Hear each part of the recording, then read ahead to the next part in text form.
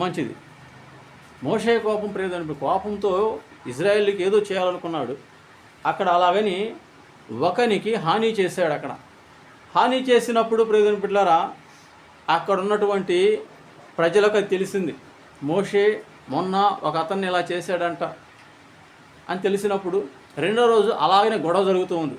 గొడవ జరుగుతుంటే నిన్న ఏ విధంగా అయితే అడ్డు తీయడానికి వెళ్ళాడో మోషే, ఇలా ఈరోజు కూడా అలాగే అడ్డు తీయడానికి వెళ్ళాడు. వెళ్ళినప్పుడు వారిలో ఒకడు అంటున్నాడు. ఎవరు అంటున్నారు చూడండి, నిర్గమాకాండం. అది కూడా ఎవరు అంటున్నారు? 14వ వచనం. అప్పుడప్పుడు న్యాయం చేసిన వాడిని చూసి, నీవేళ నీ పొరుగు వాడిని కొట్టుచున్నావని అడుగగా, అతడు, మా మీద నిన్ను అధికారిగాను తీర్పరిగాను నియమించిన వాడెవడు? నీవు ఆ ఐగుప్తుని చంపినట్లు నన్ను చంపవలనని అనుకునిచున్నావా? అది అంటే ఇప్పుడు మోషేకి ఎదురు తిరిగింది ఎవరు? అమ్మా, పాపం ఏళ్ళ ప్రేమించి వీళ్ళకేదో మంచి చేద్దామని మోషే మొన్నేదో చేయరాని కార్యం చేశాడు, ఒకనికి హాని చేశాడు. ఎందుకు? ఇజ్రాయేలీల్ని ఐగుప్తు దేశంలో భయంకరంగా బాధ పెడుతూ ఉన్నారు. ఐగుప్తీయులు చిత్రహింసలు చేస్తూ ఉన్నారు. అది మోషే ఎరిగినవాడై ఉన్నాడు, సమస్తం చూసినవాడై ఉన్నాడు. కాబట్టి ప్రియమైన బిడ్డలారా, ఐగుప్తీయులు తన ప్రజలని తెలిసిన తర్వాత వాళ్ళను రక్షించుకోవాలి, వాళ్ళని కాపాడాలని ఆశ కలిగిన వాడైనప్పటికీ మోషే ప్రియమైన బిడ్డ తాను చేయగలిగింది ఏదైనా ఉందా అని ఆలోచించినప్పుడు ఏ వాళ్ళు కనపట్ల మోషేకి, ఏ వాళ్ళు కనపట్ల. అటువంటి ఆలోచనలో ఉన్నప్పుడు ఏమైందంటే చిన్న గొడవ జరిగింది.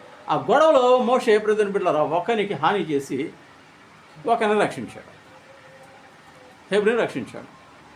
మళ్ళీ రెండో రోజు అలాగే గొడవ జరుగుతూ ఉండగా ప్రియమైన బిడ్డలారా, అయ్యా గొడవ ఆడమాకండి అని మోషే అడ్డుతీస్తూ ఉన్నప్పుడు ఎవరి కోసమైతే మోషే పాటుపడుతూ ఉన్నాడో, ఆలోచిస్తూ ఉన్నాడో ఆ ప్రజలైన వారిలోనే ఒకడు హెబ్రీయుడు ఏమంటున్నాడంటే, ప్రియమైన బిడ్డలారా, మొన్న ఐగుప్తుని చేసినట్టు మాకు నువ్వు చేయాలనుకుంటున్నావేంటి? నీ మీద మమ్మల్ని తీర్పరికి ఎవరు పెట్టాడు అని ప్రియమైన బిడ్డలారా పెద్దగా అందరి మధ్యలో అలా అనగానే మోషేకి అర్థమైంది, నేను జరిగింది అందరికీ తెలిసింది, ఇక లాభం లేదు. రాజుగారికి తెలిసినప్పుడు రాజుగారు కూడా మోషే మీద ఆగరించినప్పుడు మోషే అక్కడ ఉండవు, మిద్యాను వెళ్ళిపోతాడు.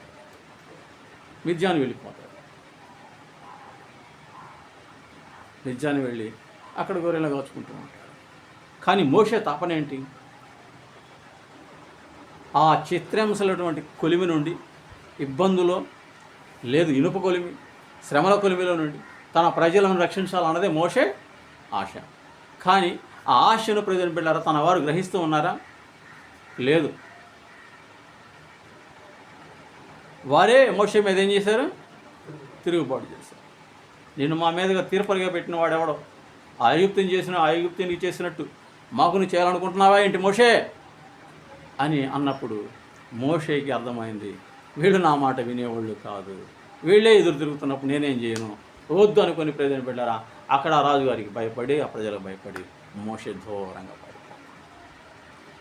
మొదటి ఆవేశం వల్ల మోషే కొని తెచ్చుకున్నటువంటి ప్రయాణం ఇది. ఏమండి, దూరంగా పారిపోవడానికి మొదటి ప్రయాణం దీనివల్ల వచ్చింది, మోషే ఆవేశం వల్ల వచ్చింది. చాలామంది ప్రయోజనం పిల్లలు ఆవేశంలో గొడవలకు వెళ్ళేవాళ్ళుగా ఉంటారు, చేయరాని పనులు చేసేవాళ్ళుగా ఉంటారు, ఆడరాని మాట్లాడేవారిగా ఉంటారు, ఈ విధంగా పాపం చేసేవారిగా ఉంటారు. కానీ వాటి వలన ఫలితం ప్రయోజనం పెట్టారు తప్పనిసరిగా అనుభవించాలని వారికి తెలియట్లేదు. మాటలైనా లెక్క చెప్పాలి ఆయనకి, చేసే పనులు క్రియలైనా మనం రేపు లెక్క చెప్పాలి. ఇలాగున ప్రతిదానికి లెక్క ఉంది భూమి మీద. చూడండి, అందుకనే ప్రసంగి గ్రంథంలో ప్రయోజనం పెట్టారా భక్తుడు మాట అంటాడు. చూడండి, ప్రసంగి గ్రంథము 12వ అధ్యాయము 11వ అధ్యాయము 9వ వచనం చదువుకుందాం. యవ్వనుడా సంతోషపడుము, నీ యవన కాలమందు నీ హృదయము సంతృష్టిగా ఉండనిమ్ము, నీ కోరిక చొప్పును నీ దృష్టి యొక్క ఇష్టము చొప్పును ప్రవర్తింపుము. అయితే వీటన్నిటిని బట్టి దేవుడు నిన్ను తీర్పులోనికి తెచ్చినని జ్ఞాపకం ఉంచుకో. అది తీర్పు. మోషేకి పాపం తీర్పు ఎలా వచ్చిందంటే మిథ్యాను ప్రయాణమే. ఇక ఐగుప్తు నుంచి మిథ్యాను ప్రయాణమే. ఎన్ని సంవత్సరాలు నడిచాడో తెలియదు, ఎన్ని పాటలు పడ్డాడో తెలియదు, ఎన్ని కష్టాలు అనుభవించాడో తెలియదు, ఎంత దాహం తలమడించాడో తెలియదు. కానీ ప్రజలు బిడ్డారా, అప్పుడు ఒంటెలు కానీ గాడిదలు కానీ వాహనాలు ఏమన్నాయా? ఏమీ లేవు. మోషే ప్రాణభయంతో ప్రజలు బిడ్డారా పారిపోయాడు మిథ్యాను. మనం చేసే ప్రతి తప్పిదము ఒక ప్రయాణానికి దారి తీసింది. కొంతమంది అనుకోని రీతిగా చేయరాని పనులు చేసి జైల్లో అలమడెత్తున్నారు. అదే ప్రయాణం. ఏం ప్రయాణం? జైలు ప్రయాణం. ఏం ప్రయాణమయ్యా? కొంతమంది ఏమో పోలీసులకు కూడా చెక్కకుండా ప్రయోజనం బిడ్డారా అండర్ గ్రౌండ్ దాక్కునే ప్రయాణాలు ఇవి. ఇంకొంతమంది ఏమో ఆ గొడవలో చిక్కుకొని కాలు చేయి ఏదో ఒకటి పోవటం. ఇది అవిటి ప్రయాణం. ఏం ప్రయాణం? అవిటి ప్రయాణం. అంటే ఏంటంటే వీళ్ళ కోపాన్ని అదుపులో పెట్టుకోలేక కొన్ని ప్రయాణాలు, దేవునికి ఇష్టం లేని ప్రయాణాలు చేయవలసిన పరిస్థితి వస్తుంది. కాబట్టి మన కోపము మనం తగ్గించుకుంటే మంచిది. మన బలం వల్ల మనం ఏమీ సాధించలేం, మన జ్ఞానం వల్ల మనం ఏమీ సాధించలేం.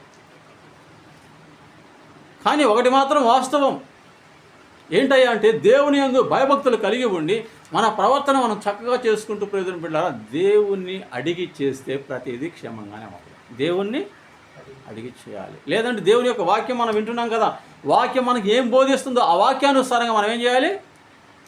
జీవించాలి. వాక్యం ఏంటి చెప్తుందయ్యా అంటే, నువ్వు వినుటకు వేగిరపడేలా ఉండాలి, మాట్లాడుటకు నిదానించేలా ఉండాలి.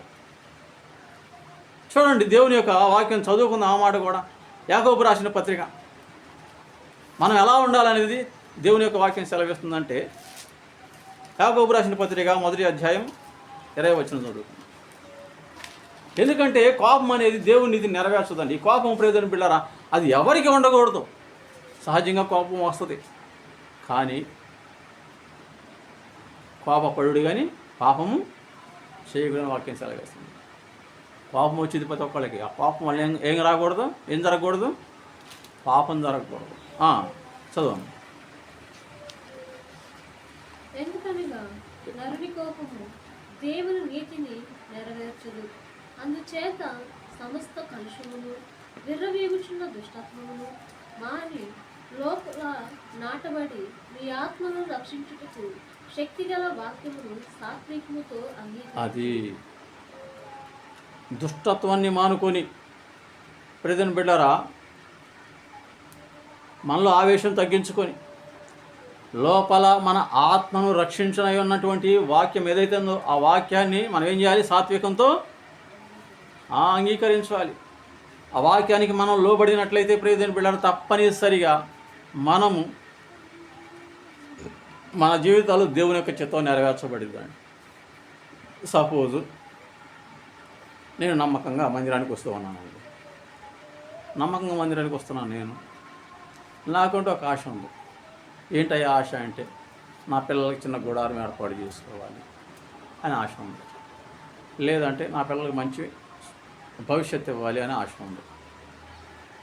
లేదు నాకు ఒక మంచి ఆరోగ్యం కావాలని ఆశ. సంథింగ్ ఒక్కొక్కరికి ఒక్కొక్క ఆశ ఉండదు. ఆశ దేవుని మందిరానికి వస్తాం, మంచిది. ఆశ లేనివాడు మనిషే కాదు నాకు తెలిసి. ఆశలు ఉంటాయి, కానీ ఆశలు నెరవేర్చుకోవాలి అంటే, ఆశలు నెరవేరాలి అంటే నీవు దేవుని నీతిని జరిగించేవాడివై ఉండాలి. ఏ నీతిని జరిగించాలి? దేవుని చిత్తం నీ పట్ల నెరవేర్చబడి ఉండాలి. నీలో యాకోబు భక్తుడు అన్నట్టుగా లోపల ఉన్నటువంటి దుష్టత్వము పెర్రవీగుచున్న ఏదైతే దేవునికి విరుద్ధమైన కార్యం ఉన్నదో అది నువ్వు మానుకోవాలి. అది నీ ప్రవర్తన మారాలి. మన ప్రవర్తన మారకుండా మనం దేవునికి ఇష్టంగా ప్రయోజనం పెట్టారో ఉండలేం. అందుకని యాకోబు భక్తుడు ఏమంటున్నాడు చూడండి, మరొకసారి ఆ వాక్యం మనం చదువుకుందాం. ప్రయోజనం పెట్టారా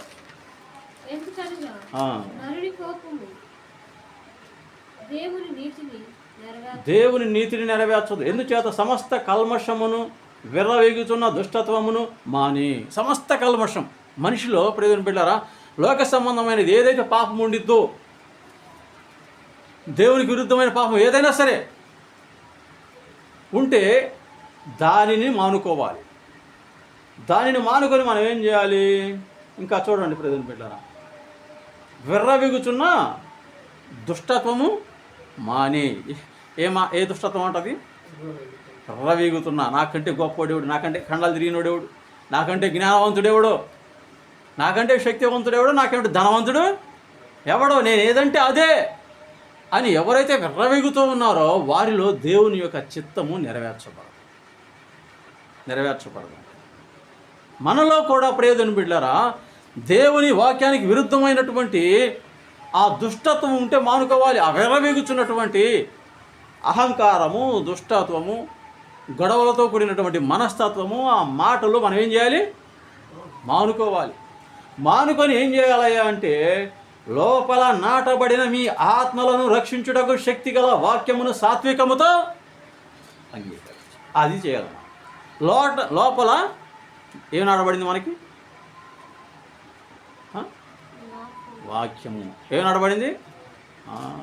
పాస్టర్ గారు ఏ వాక్యం చెప్పారంటే, మీరేం చెప్పాలి? అమ్మా, మోషే గారు ఏ విధంగా ఒకని మీద ఇలా చేసుకున్నందుకు, ఒకనికి ఇలా చేసినందుకు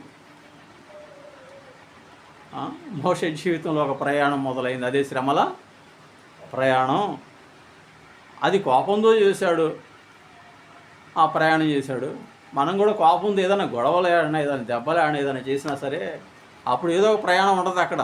జైలు ప్రయాణమో, అవిటి ప్రయాణమో, ఏదో ఒకటి ఉంటుంది అక్కడ. ఆ ప్రయాణం చేయాల్సి వచ్చింది. కాబట్టి ఈ విర్రవీగుతున్న దుష్టత్వం, అహంకారం, గొడవలు మానుకొని, అయ్యా నేను దేవుని బిడ్డనయ్యా, నాకు ఈ గొడవలు, ఈ మాటలు నాకు అనవసరం, నేనేదో సమాధానంగా విడదీద్దామని వచ్చాను, సమాధానం చేద్దామని వచ్చి మీరు మాట్లాడలేదు, నా వల్ల కాదు సరే మీకు వందనాలు అని చెప్పి రావడం తప్పితే నువ్వెంతరం వాళ్ళతో మనము పోవడానికి లేదని చెప్పాడు అమ్మాయి గారు ఈ వాక్యం.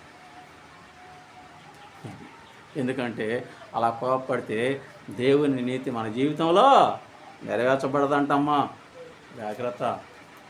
కాబట్టి కోపాలు మనకొద్దు, ఆవేశాలు మనకొద్దు. అవతలుడి అంతైనా విర్రవేగే వాళ్ళు ఏముందంట? దుష్టత్వం ఏముందంట? దుష్టత్వం ఉంది అని విర్రవేగుళ్ళు ఏముంటుంది? రారా చూసుకుందా అంటాడు. ఏం చూసుకుంటాడు? నీదేదో నువ్వే చూసుకోరా బాబు, నాకు ఎందుకని మనం రావడమే. నీ తండ్రి నీకు విచ్చలవిడిగా స్వేచ్ఛనిచ్చాడు. విర్రవేగుతున్న దుష్టత్వంతో నీ తండ్రి నిన్ను నింపాడు. మా తండ్రి మాకు అవి ఇవ్వలేదు. మా తండ్రి మాకు సాత్వికం ఇచ్చాడు. ఈ లోకంలో ఆయన మాటలు మాకు ఇచ్చాడు. ఆ మాట చెప్తుంది తగ్గించుకొని జీవించడం. కాబట్టి ఆ వాక్యమే మాకు సత్యము, ఆ వాక్యమే మా జీవనము. ఆ వాక్యానికి మించి ఒక్క మాట ఆడమో, ఒక అడుగు వేయమో అని మనము చెప్పే వారంగా ఉండాలి ప్రియమైన బిడ్డ. లేదంటే మోషే ఆవేశపడితే ప్రియమైన బిడ్డ, మిద్యాను ప్రయాణం ఎలా ఎదురయ్యిందో మీరు ఎవరైనా గొడవ పడ్డా తప్పనిసరిగా మీకు ఏ ప్రయాణాలు ఎదురవుతాయి చెప్పండి ఒకసారి. ఏ ప్రయాణాలు? దుష్టత్వంతో ఉన్నవాడికి ఏ ప్రయాణాలు ఎదురవుతాయి? అహంకారంతో ఉన్నవాడికి, గొడవలకు పోయేవాడికి, పాపాలు చేసేవాడికి ఏ ప్రయాణాలు ఎదురవుతాయంటే జైలు ప్రయాణాలు, లేదా అవిటి ప్రయాణాలు, లేదా మరణ సంబంధమైన ప్రయాణాలు ఎదురవుతాయి. ఆ ప్రయాణాలు ఎదురవకుండా ఉండాలి అంటే నీవు దేవునికి దగ్గరగా ఉండాలి. కానీ మోషేకు మాత్రం ప్రయోజనం పెట్టారా? ఆత్మీయ ప్రయాణం ఎదురైంది. ఏ ప్రయాణం? ఆత్మీయ ప్రయాణం. దేనికంటే మోషే యొక్క ఉద్దేశం ఒకటే, దేవుని బిడ్డలు క్షేమంగా ఉండాలి, దేవుని బిడ్డలు సంతోషంగా ఉండాలి, దేవుని నామానికి మహిమ రావాలి, దుష్టత్వం వారి మీద ఏలుబడి చేయకూడదు అని మోషే యొక్క ప్రయోజనం బిడ్డరా ఆశయ ఉన్నది. కాబట్టి అది దేవునికి ఇష్టమై ఉన్నది. కాబట్టి ప్రయోజనం బిడ్డరా మిద్యాను వెళ్ళినా సరే మోషేను దేవుడు తన ఆత్మతో అభిషేకించి మరలా ఎవడు నిన్ను మా మీద తీర్పరిగా పెట్టిందని వారి మీద అధికారిగా దేవుడు ఏం చేశాడు? మోషేని అధికారిగా పెట్టాడు. ఇప్పుడు చెబుతున్నాడు మోషే, దేవుడి నన్ను అధికారిగా ఉంచాడు. నా మాట విన్నారా? మిమ్మల్ని ఎక్కడి నుంచి తీసుకొని వెళ్తా. వినలేదా? ఈ కర్మకు మీరే పోతుంది అన్నప్పుడు వారు భయపడి నిజమే అని కాస్త ముందు తడపడాయించిన తరువాత మోషే దారిలోకి ప్రజలు రావడం జరిగింది. కాబట్టి ప్రజలు బిడ్డలారా, మనము సత్యము కొరకు నిలబడదాం, మనము నీతి కొరకు నిలబడదాము. మనం దేవుని కొరకు నిలబడితే తప్పనిసరిగా దేవుడే మనలను ఒకవేళ మన ఆవేశం వల్ల లేదా మనం చేసిన పాపం వల్ల ఏదైనా దెబ్బ తగిలిన దానిని స్వస్థపరచగలిగి మరలా యథాస్థితిగా దేవుడు మనకి క్షేమాన్ని ఇవ్వగలడు. అది క్షేమాన్ని ఇవ్వగలడు. మనం ఏం చేయాలి అంటే ఒకటే, దేవుని దగ్గరగా ఉండటమే, దేవునితో సమాధాన పడటమే. ఏదైనా సమస్య వచ్చింది అనుకుని ప్రభువుకి చెప్పడమే, అంతే. ఆయన దగ్గర గోజాడటమే. సాతాను సంబంధం ప్రతి ఆలోచన నాశనం చేయాలి. సాతాను సంబంధమైన వ్యక్తులను ఆ ప్రభు చేతికి అప్పగించి వారు మారేలా మనం చేయాలి. కాబట్టి అంతేగాని మన బలంతో ఏదో చేద్దాం అనుకుంటే నష్టపోవాల్సిన పరిస్థితి వచ్చు. ఇది మోషే మొదటి ఆవేశం వల్ల జరిగిన తప్పిదం. కాబట్టి ప్రధాన బిడ్డరా, అయినా సరే దేవుని అనుగ్రహము మోషేని విడిచిపెట్టిందా? విడిచిపెట్టలా. కాబట్టి సినాయి పర్వతం మీద పొదలో ఉండి దేవుడు మాట్లాడి, ప్రధాన బిడ్డరా, ఏ హెబ్రీయుడైతే ఎవరు నిన్ను మా మీద తీర్పరిగా పెట్టింది అన్నాడు, ఆ హెబ్రీయుల మీద దేవుడు మోషేని ఏం చేశాడు? అధికారిగా ఉంచాడు. కాబట్టి ప్రధాన బిడ్డరా, దేవుని పక్షాన మనం ఉండి ఏ శ్రమ మనకు ఎదురైనా సరే ప్రధాన బిడ్డరా, గొప్ప విజయం అందులో మనకు ఉంటుంది. దేవుని పక్షాన మనం లేనప్పుడు, దేవునితో మనం లేనప్పుడు ఏదైనా శ్రమ ఎదురైతే అది విజయంగా కాదు, శాపంగా మనకు మారిద్ది. ఎలా మారిద్ది? శ్రమలు వస్తాయి, ఇబ్బందులు వస్తాయి, సమస్యలు వస్తాయి, బలహీనతలు వస్తాయి, రావనట్లేదు. కానీ దేవుడు మన పక్షాన ఉంటే వాటి మీద విజయాన్ని దేవుడు మనకి ఇస్తాడు. కాబట్టి ప్రధాన బిడ్డరా, మోషేకు కూడా ఎదురయ్యింది సమస్య, మోషేకు ఎదురయ్యింది గొప్ప విపత్తు. కానీ ఆ విపత్తుని దేవుడు ఆత్మీయ ప్రయాణంగా మార్చి పారేసి ప్రధాన బిడ్డరా, మొదట శ్రమల ప్రయాణం అయితే వచ్చేటప్పుడు మోషే ఆత్మీయ ప్రయాణం అయింది. ఐగుప్తు నుంచి వెళ్ళేటప్పుడు ఏ ప్రయాణం మోషేది? శ్రమల ప్రయాణం, తప్పించుకొని పారిపోయే ప్రయాణం. మరల మిద్యాన్ నుంచి ఐగుప్తుకు వచ్చేటప్పుడు మోషే ప్రయాణం ఎలా ఉంది? ఆత్మీయ ప్రయాణం, ధైర్యంతో నింపబడిన ప్రయాణం, ఆత్మాభిషేకంతో నింపబడి వస్తూ ఉన్నాడు.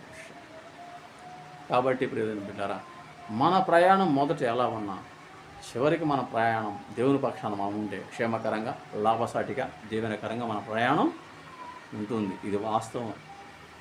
దేవునితో ఉంటే గుర్తుపెట్టుకోండి. మన ప్రయాణాలు ఇప్పుడు ఎలా ఉన్నాయో తెలియదు. గతుకులు ఉన్నాయో, లేదా దుఃఖంతో ఉన్నాయో, లేదా చింతతో ఉన్నాయో, లేదంటే నీ జీవితంలో ఏదైనా దిగులతో ఉన్నావో, నీ ప్రయాణం ఇప్పుడు ఎట్టయినా ఉండవచ్చు. కానీ నీవు నమ్మకంగా దేవునితో ఉంటే చివరికి నీ ప్రయాణం ఎలా ఉంటుందంటే క్షేమకరంగా, లాభకరంగా, నీకు అందరికీ దీవెనకరంగా నీ ప్రయాణం ఉంటుంది. మోషే ప్రయాణం అలా ఉంది. అర్థమైందా? అదే మోషే ప్రియదని పెట్టారా, మనిషిని చంపి దేవుని దగ్గరకు పోకపోతే కనుమరుగైపోయి ఉండేవాడు ఆ శ్రమల్లోనే. అవునరా కదంటారా? కానీ దేవుడు మోషేని చూశాడు, మోషేలో ఉన్న తప్పని చూశాడు. మోషే కూడా నా ప్రజలు ఎలా నలిగిపోతున్నారు, వారిని ఎవరు కాపాడతారు, ఎలా కాపాడతారు ఒక ఆలోచన కలిగి ఉన్నాడేమో తెలియదు. కానీ మోషేని దేవుడు విడిచిపెట్టల.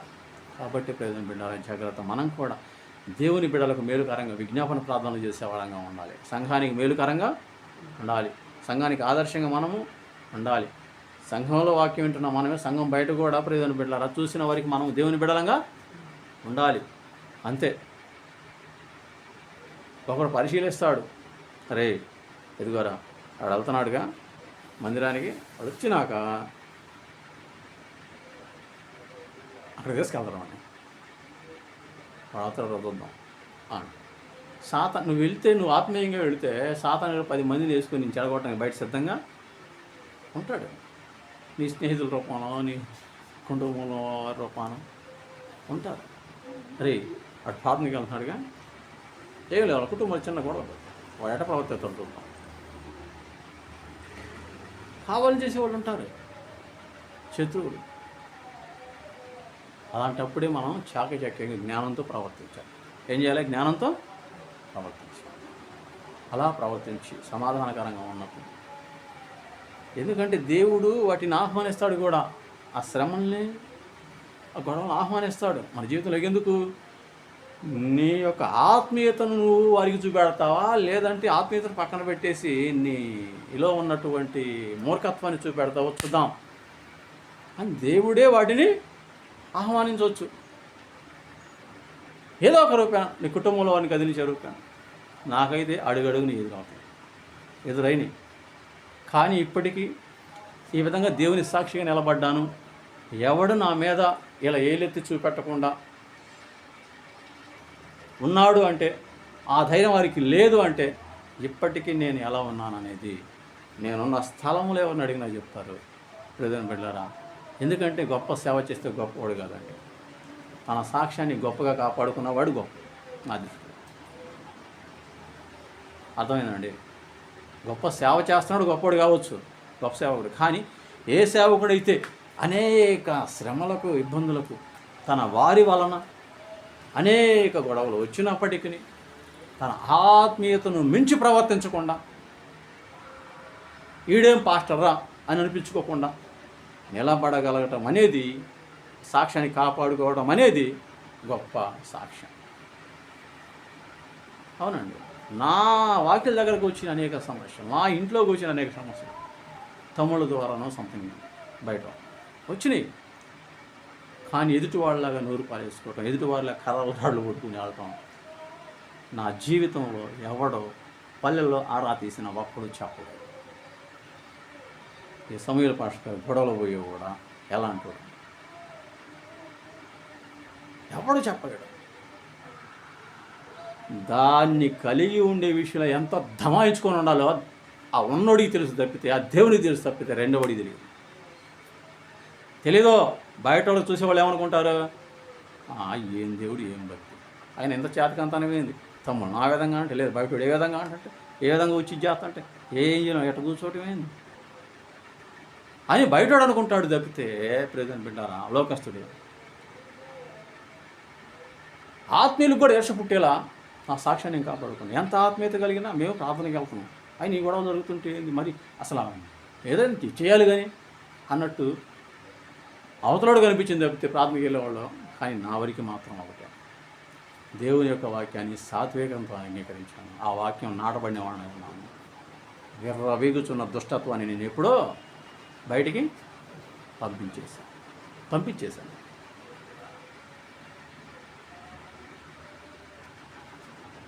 కారణం దేవుని బిడ్డ. ఆలోచించండి. మనం వెళ్ళటానికి లేదండి, లేనిపోని శ్రమలు కొని తెచ్చుకోవడానికి లేదు. శ్రమ పడాలి అంటే అది క్రీస్తు తరపునే ప్రభువారి పత్రిక పంచే విషయంలో, ప్రభువారి వాక్యం ప్రకటించే విషయంలో ఏమండి, ఒక దెబ్బ కొట్టినా ఏం చేసినా అది గొప్ప ఘనత. అలా చేయించుకొని ఏది చేయకూడదు, మళ్ళీ అది అనుకోకుండా వచ్చాయి.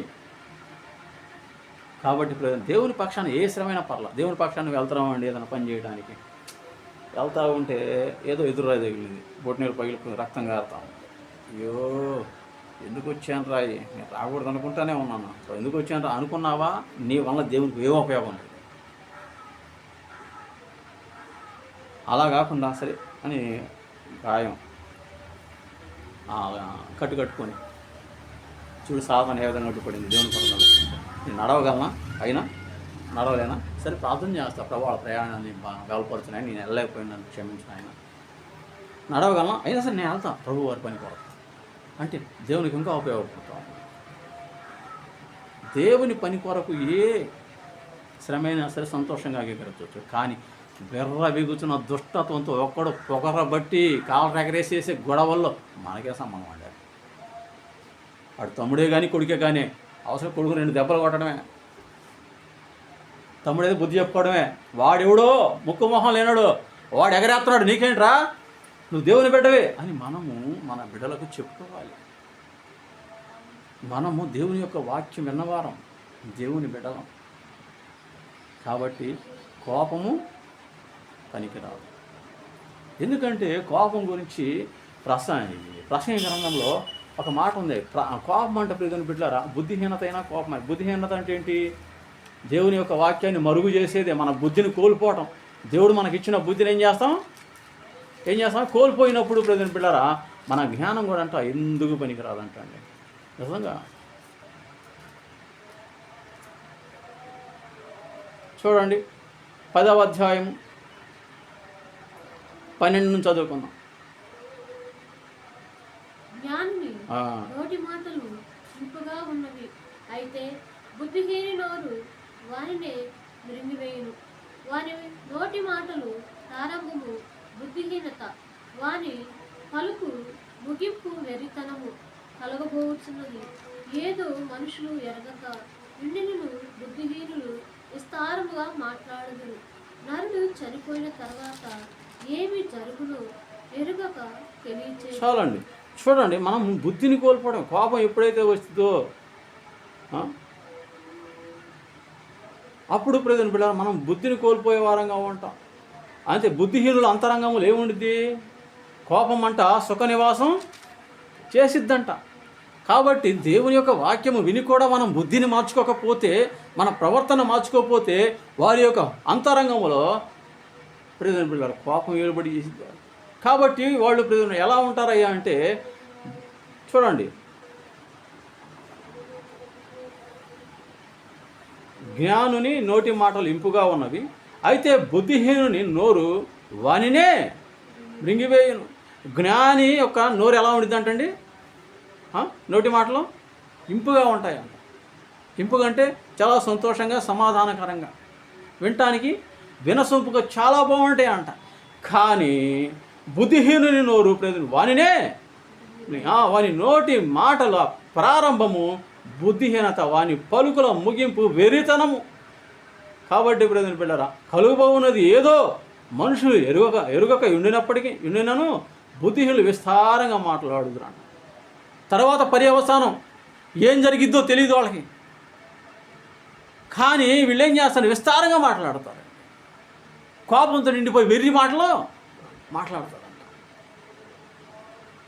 తమ బుద్ధిని కోల్పోతారు. ఇంకా ఈ ప్రసంగ గ్రంథంలో మాట ఉంది, బుద్ధిహీనులు అంతరంగంలో అంటే కోపం సుఖ నివాసము చేసిద్దంట. కోపం ఎవరిలో ఉండిద్దంటే బుద్ధిహీనుల్లో ఉండిద్ది.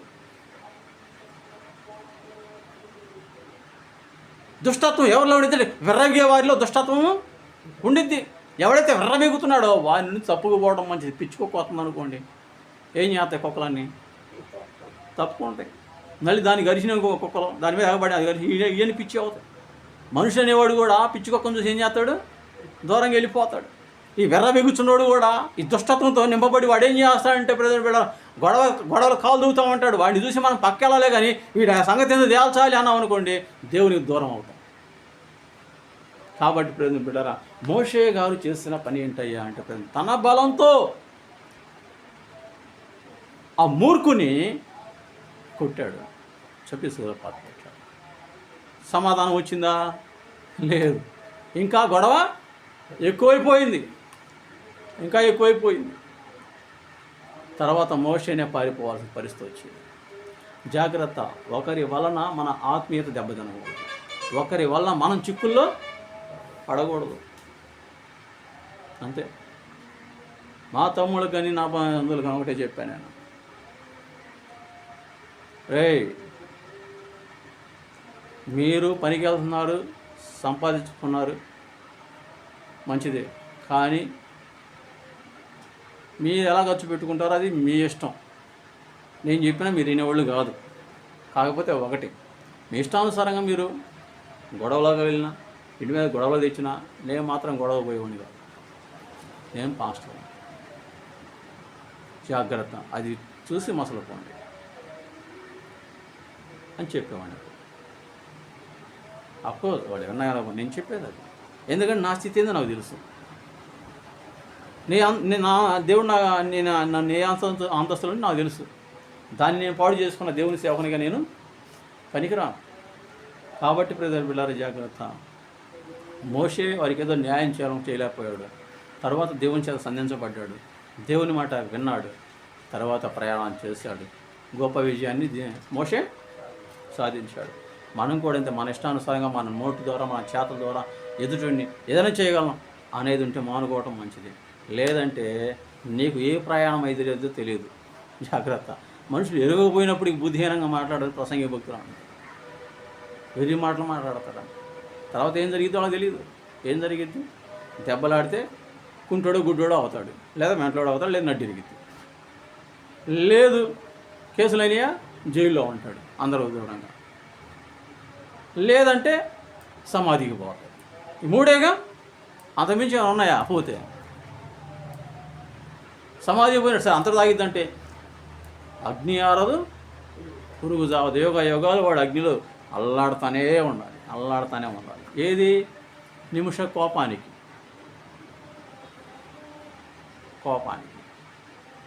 కాబట్టి కోపమే ప్రధాన శత్రు, తన కోపమే అది. కాబట్టి కోపం వద్దు మనకి, కోపపడటం మంచిది కాదు. ఇది మోషే మొదటిది. రెండు ఇంకా ఉన్నాయి ప్రధాన బిడ్డారా. రెండవది కొద్ది నిమిషాలు చెప్పుకుందాము. చూడండి ప్రధాన బిడ్డారా, రెండవది మోషే ఎక్కడ కోపపడ్డాడు అనేది మనం చూస్తే సంఖ్యాకాండము 20వ అధ్యాయం, సంఖ్యాకాండం 20వ అధ్యాయం 8 నుంచి చదువుకున్నాం. నీ కర్రను తీసుకొని నీవును నీ సహోదరుడైన అహరోనును ఈ సమాజమును పోగు చేసి వారి కనుల ఎదుట ఆ బండతో మాట్లాడును, అది నీళ్ళిచ్చును. నీవు వారి కొరకు నీళ్లను బండలో నుండి రప్పించి సమాజములకు వారి పశువులకు త్రాగుటకిమ్ము. యెహోవా అతనికి ఆజ్ఞాపించినట్లు మోషే ఆయన సన్నిధి నుండి ఆ కర్రను తీసుకొని పోయి, తరువాత మోషే అహరోనుల ఆ బండ ఎదుట సమాజము పోగు చేసినప్పుడు అతడు వారిలో, ద్రోహులారా వినుడు, మేము ఈ బండలో నుండి మీ కొరకు నీళ్లు రప్పింపవలన అని. అప్పుడు మోషే తన చెయ్యి ఎత్తి 2 మార్లు తన కర్రతో ఆ బండను కొట్టగా నీళ్లు సమృద్ధిగా ప్రవహించును, జలసమూహమును పశువులు త్రాగిని. అప్పుడు యెహోవా మోషే అహరోనుతో, మీరు ఇశ్రాయేలు కనుల ఎదుట నా పరిశుద్ధతను సన్మానించినట్లు నన్ను నమ్మకపోతుంది కనుక ఈ సమాజమును నేను వారికి ఇచ్చిన దేశంలోనికి మీరు తోడుకొని పోరని చెప్పారు. అవి మొరీబా జలము అనబడెను. ఏలయనగా ఇశ్రాయేలు యెహోవాతో వాదించినప్పుడు ఆయన వారి మధ్యలో తన పరిశుద్ధ పరచుకొనెను. మోషే ఇది రెండో వివాదం ఏంటండి? బండను మోషే కొట్టుట. ఇది రెండో వివాదం. మొదటి వివాదం ఒకని కొట్టి చంపు. ఇది రెండో వివాదం బండను 2 సార్లు కొట్టుట. దేవుడు బండతో మాట్లాడమన్నాడు, కొట్టమని చెప్పాల. మోషే ఆ బండతో మాట్లాడు, ఆ బండ నీరిచ్చిద్ది అని చెప్పినప్పుడు మోషే ఏం చేశాడంటే ఆవేశంతో, ద్రోహులారా వినండి, ఇసిగిపోయాడు ప్రజలతో. పాపం ప్రతి చిన్న సమస్య వచ్చినా మోషే మీద తిరగబాటు చేయటమే వాళ్ళు. కాబట్టి మోషే బ్రదర్ బిడ్డలారా ఇసిగిపోయి అక్కడ అన్నాడు, ద్రోహులారా వినండి, ఇదిగో ఈ బండ నుండి నీటిని